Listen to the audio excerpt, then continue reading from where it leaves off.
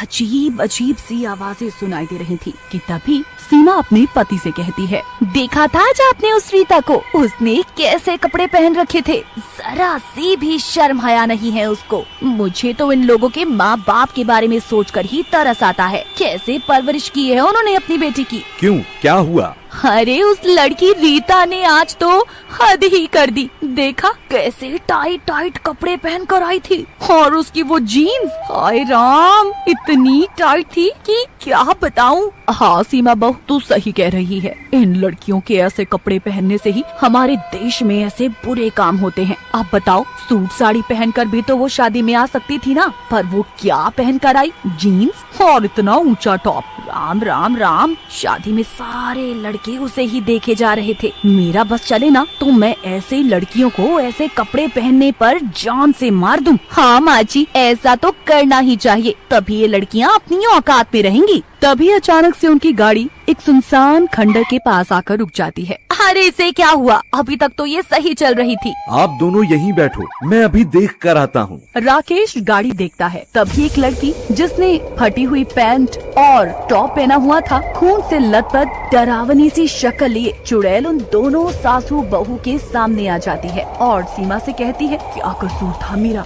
जो तुमने मुझे मारा, सिर्फ इसीलिए कि मैंने जीन्स पहनी थी। बोलो बोलो राकेश, आप कहाँ हो? मैं तुम दोनों के अलावा किसी को दिखाई नहीं दूंगी, और अब तुम दोनों भी इस धरती पर और नहीं रहोगी। तुम लोगों ने मेरी जान ली, मैं तुम्हें नहीं छोड़ूंगी। वो उन दोनों को गाड़ी से खींचते हुए निकालती है और जोर जोर से उनका सर पेड़ पर मार मार कर उन्हें मार ही डालती है। किसी को नहीं छोड़ूंगी, जिन लोगों की वजह से आज मेरी ये हालत हुई है, उनमें से एक को भी नहीं छोड़ूंगी। उनको मारने के बाद वो वहाँ लिख जाती है, पैंट फाड़ने वाली चुड़ैल। अगली सुबह, अरे ये क्या हो गया? लगता है ये उसी चुड़ैल का काम है, वो ना जाने और कितने लोगों को ऐसे ही मार डालेगी। वो किसी को नहीं छोड़ेगी, जिसने उसके साथ बलात्कार किया वो उनमें से किसी को नहीं छोड़ेगी। जिसने उसे मारा है उनमें से वो किसी एक को भी नहीं छोड़ेगी। लगता है इन दोनों औरतों की सोच भी रूढ़िवादी होगी, वरना और भी तो लोग यहाँ से जाते हैं, उन्हें तो ये चुड़ैल कुछ नहीं कहती। ये पेट फाड़ने वाली चुड़ैल का बदला है, उस लड़की का बदला जिसे कई लोगों ने बड़ी बेरहमी से मार डाला और उसका बलात्कार किया। आखिर क्या कसूर था उस बच्ची का? सिर्फ यही कि वो जीन्स पहनती थी, और ऐसे रूढ़िवादी लोगों के डराने से भी वो नहीं डरी और जीन्स पहनना नहीं छोड़ा।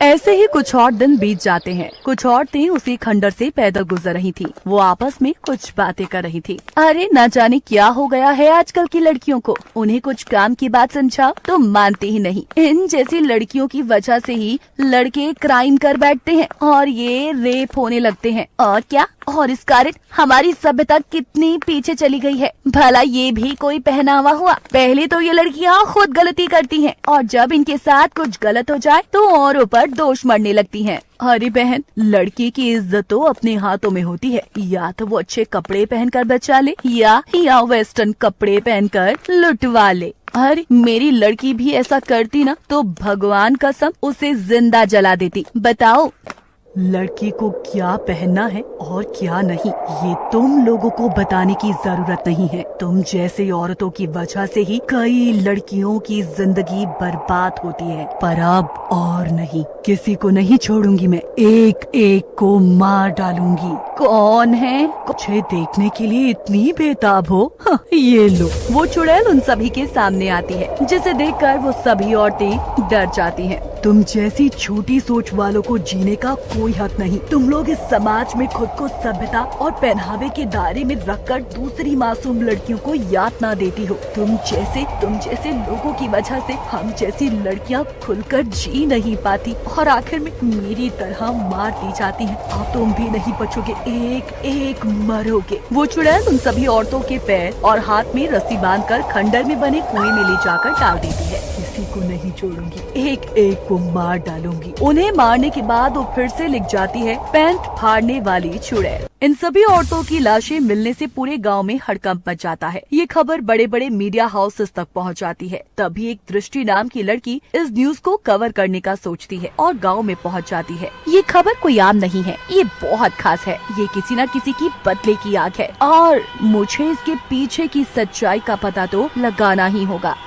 दृष्टि सभी गांव वालों से इसके बारे में पूछती है और रात को खुद उस खंडर के पास जाती है और उस चुड़ैल को आवाज लगाती है, देखो सुमन, मैं जानती हूँ कि तुम्हारे साथ जो भी हुआ वो बहुत गलत था, पर क्या तुम जो अब लोगों के साथ कर रही हो वो सही है? वो चुड़ैल उसके सामने आती है, तुम कौन हो और तुम मेरा नाम कैसे जानती हो? क्योंकि मैंने गांव वालों से तुम्हारे बारे में सब पूछा, पर तुम्हारी कहानी नहीं जानती। मेरी कहानी? मैं एक 18 साल की लड़की थी। मुझे जीन्स पहनना पसंद था, पर मेरे गांव में ही कुछ लोग थे जो खुद को धर्म और सभ्यता का रखवाला मानते थे। उन्होंने मुझे जीन्स पहनने से मना किया, पर मैंने उनकी नहीं मानी, जिनसे उनकी सोच को झटका लगा। और एक रात जब मैं कॉलेज से वापस आ रही थी कि तभी टाइट जींस में अपने पुष्पा के पास आ जा।